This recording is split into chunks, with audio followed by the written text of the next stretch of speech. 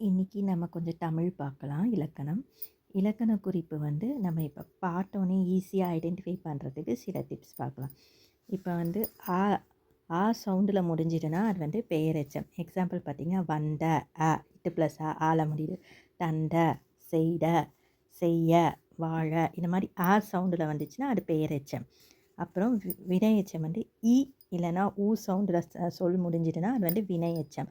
வந்து, தண்டு, இட்டு ப்ளஸ் ஊ சவுண்டு இல்லைன்னா ஈ சவுண்டு. வாளி, விரைந்து, விழி, எழுதி இந்த மாதிரி ஈ சவுண்ட் இல்லைன்னா ஊ சவுண்டில் முடிச்சுன்னா வினையெச்சம்னு எழுதிக்கலாம்.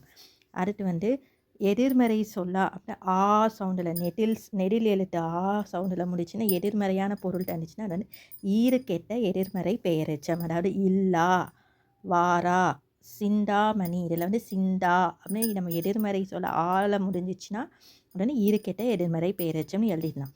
அப்புறம் வந்து நம்ம அந்த எதுவுமே இதில் வரல அப்புறம் நம்ம பிரிக்கும் போது மை விகுதி வருது. இப்போ செந்தமிழ் இதை பார்த்தீங்கன்னா செம்மை ப்ளஸ் தமிழ் பிரிக்கும் போது வந்து மை விகுதி வந்து பிரித்தோன்னா அது பண்புத்தொகை. செந்தமிழ், பசுந்தளிர் இந்த மாதிரி வந்துலாம் பண்புத்தொகை.